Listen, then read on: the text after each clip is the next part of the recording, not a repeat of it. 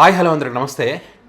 జనసేన పార్టీకి సంబంధించినటువంటి నాయకులు కానీ జన సైనికులు కానీ పవన్ కళ్యాణ్ గారిని ఉద్దేశించి ఎందుకు సార్ మౌనంగా ఉన్నారు, రాష్ట్రంలో ఇన్ని దారుణాలు జరుగుతుంటే మాట్లాడరు ఎందుకు అని ప్రశ్నించమని అడిగితే అందరికీ పవన్ కళ్యాణ్ గారు బాగా తేరగా దొరికారా, పని పాట లేదా మీకు అని చెప్పి కామెంట్ చేస్తూ ఉంటారు.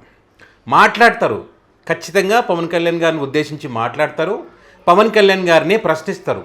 ఎందుకంటే పవన్ కళ్యాణ్ గారు గతంలో అనేక సార్లు లేనిదాన్ని ఉంది ఉంది ఉంది అని ప్రశ్నించారు కాబట్టి ఖచ్చితంగా ఆయన్నే ప్రశ్నిస్తారు. ఇప్పుడు మీరు ఏదైతే చెప్తా ఉన్నారో పవన్ కళ్యాణ్ గారు చెప్పడం మళ్ళీ పవన్ కళ్యాణ్ గారు ఆ రోజు మాట ఇచ్చారు కాబట్టి ఈరోజు సూపర్ 6 పథకాలు అన్నీ కూడా అమలయ్యాయని మీరు చెప్తా ఉన్నారు కదా. సరే మీరే చెప్పారు, అన్ని పథకాలు అమలైనాయి అనుకుందాం. సో అది అద్భుతంగా చేశారు కదా. మరి సనాతన ధర్మం నేను, సంరక్షకుడిని నేను, సనాతన ధర్మం కోసం పుట్టింది నేను అని చెప్పి పవన్ కళ్యాణ్ గారు పదే పదే పదే చెప్తూ ఉంటారు కదా.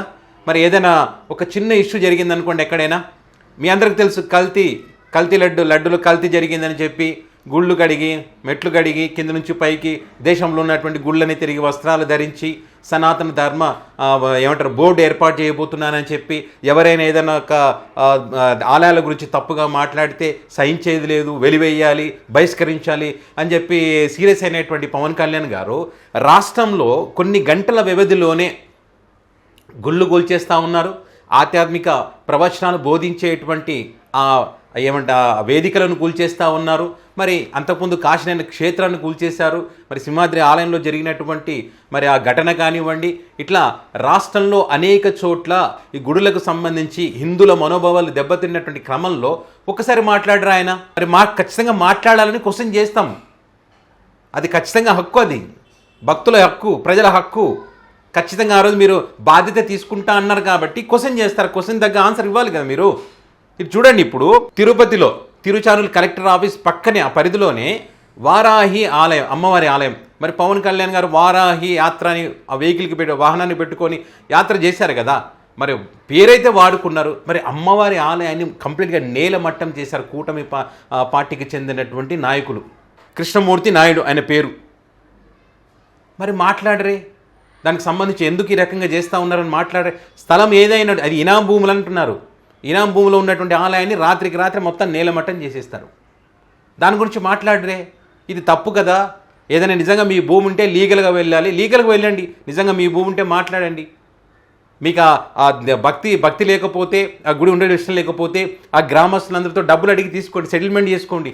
నేను ఆ ప్లేస్ మీకు ఆలయానికి ఇచ్చేస్తాను, నాకు పుణ్యాలొద్దు, దేవుళ్ళొద్దు, ఏమొద్దు, ఇదిగో లీగల్గా నాది ఈ భూమి అని చెప్పి మాట్లాడుకోండి. అంతేగాని గుళ్ళను కూల్చేసేది ఏంది, ముక్కలు ముక్కలుగా చేసేస్తారు. అది మీకు ఆ వీడియో క్లిప్పింగ్స్ కూడా చూపిస్తాను. మరి అదే కాకుండా శ్రీకాకుళం జిల్లాలో కూడా కుర్మ గ్రామంలో అక్కడ ఆధ్యాత్మిక ప్రవచనాలు బోధించేటువంటి ఒక ఆలయాన్ని ఒక వేదిక ఉంటుంది కదా, ఆ వేదికను కూడా కాల్చేశారు. ఇంత దారుణం చూడండి. అయినా కూడా ఎవ్వరు నోరెత్తి మాట్లాడరు, ఏ మీడియా ప్రశ్నించదు, ఎవరు కూడా డిబేట్లు పెట్టరు. అవును కదా, నేను సనాతన ధర్మ సంరక్షకుడు నేను చెప్పాను, గుడిమెట్లు కడిగాను, మరి గుళ్ళే కూల్చేస్తా ఉంటే నేను ఎందుకు ఇలా ఉండాలి, మరి కనీసం కొద్దిగానే మాట్లాడాలి కదా అనేటువంటి ఆలోచన మరి ఈ డిప్యూటీ సీఎం పదవికి వన్నె తెచ్చినటువంటి వ్యక్తికి రావడం లేదు. మరి అలాంటప్పుడు ప్రశ్నిస్తారు. ప్రశ్నించకపోతే ఎట్లా? దాన్ని మీరు ప్రశ్నించకూడదు, పవన్ కళ్యాణ్ గురించి మాట్లాడకూడదు అంటే మీకు దేవుడు కావచ్చు, కానీ అధికారంలో ఉన్నారు కదా, ప్రతిది ఏది ఉన్నా కూడా నాదే బాధ్యత అని ఇప్పుడు చెప్పుకున్నా అంటే మంచి జరిగితే మీది, ఇటు రాష్ట్రంలో ఇట్లాంటి దారుణాలు జరిగితే మాకు సంబంధం లేదంట. ఇదేం లెక్కనో నాకు అర్థం కాదు. ఒక్కసారి చూడండి తప్పు. మరి కొంతమందికి ఏమంటారు, అన్ని ఫేక్ న్యూస్, అబద్ధాలని చెప్తూ ఉంటారు, పేటీఎం బ్యాచ్లు అని చెప్తూ ఉంటారు. నిజం మాట్లాడితే కూడా జీర్ణించుకోలేనటువంటి వ్యక్తులు ఉన్నారు. మరి ఏం చేస్తాం చెప్పండి. ఇది చూడండి, ఇక్కడ శ్రీకాకుళం జిల్లా ఆధ్యాత్మిక ప్రవచనాలు బోధించేటువంటి ఆ వేదిక, అది వేద పండితులు ఒక సాంప్రదాయ విజ్ఞానాన్ని ప్రబోధించేటువంటి ప్రాంతం. అది రాత్రికి రాత్రే నేలమట్టం చేశారు. ఏ రకంగా అయింది ఒక్కసారి చూడండి. ఇదిగో మొత్తం గుర్తు తెలియని వ్యక్తులంట. ఆ గుర్తు తెలియని వ్యక్తులు ఎవరో, ఎందుకు ఈ రకంగా చేశారో కూడా తెలియదు. అంటే నీకు కూటమి మేము దగ్గరుండి చేయించామా అని అనవచ్చు వీళ్ళు, కానీ బాధ్యత ఉంటుందా లేదా? మీ బాధ్యత తీసుకోవాలి కదా. ఇదిగో మొత్తం ఏ నామరూపాలు లేకుండా చేసేస్తారు. ఇక్కడ బాధ్యత తీసుకొని ఏం జరుగుతుందో ఇలాంటి జరగకుండా కాశీనైన క్షేత్రాన్ని కూల్చేస్తారు. అప్పుడు పట్టించుకోలేదు. డోన్లో ఆంజనేయ స్వామి టెంపుల్ కూల్చేశారు, పట్టించుకోలేదు. గతంలో అనేక ఆలయాలను కూల్చేశారు, పట్టించుకోలేదు. మరి ఇప్పుడు ఉట్టిదానికి మాట్లాడతాం, సింహాద్రి ఆలయంలో దారుణం జరిగితే పట్టించుకోలేదు, తొక్కిసలాట జరిగితే సారీ చెప్పి వదిలేసాం. ఇదేంటి మరి? చూడండి, ఇదిగో అమ్మవారి విగ్రహం ముక్కలు ముక్కలు చేసి పడేశారు. ఇదిగో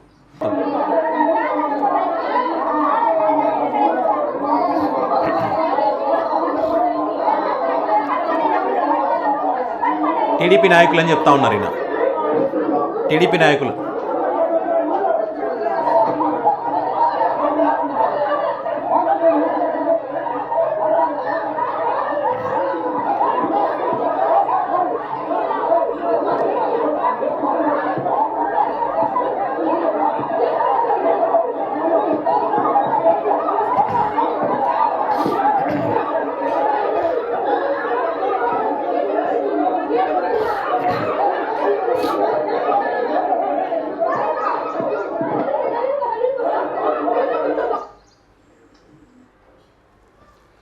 ఎవరు పట్టించుకున్నప్పుడు, ఎవరు మాట్లాడినప్పుడు గ్రామస్తులకు కోపం వచ్చింది. మరి అక్కడ రాత్రికి నేలమట్టం చేసి అక్కడ ఆలయం నాది అని చెప్పినటువంటి క్రమంలో ఆ గ్రామస్తులకు కోపం వచ్చి అక్కడ పోలీసుల సమక్షంలో అధికారం ఉంది కదా అని చెప్పి ఇష్టం వచ్చినట్టుగా మాట్లాడితే మరి గ్రామస్తులు ఊరికే ఉంటారా?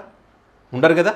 సో తిరగబడ్డటువంటి పరిస్థితి. ఇలాంటి పరిస్థితులు వచ్చిన వీళ్ళ మౌనంగా ఉండడం వల్ల, వీళ్ళ మౌనం వీడి ఇలాంటి సంఘటన జరిగినప్పుడు తమ పార్టీకి చెందినటువంటి వారైనా కఠినంగా నిర్ణయాలు తీసుకొని కఠినంగా శిక్షించి పనిష్మెంట్ ఇస్తే తప్ప ఇలాంటివి జరగకుండా ఉండే అవకాశం ఉంటుంది.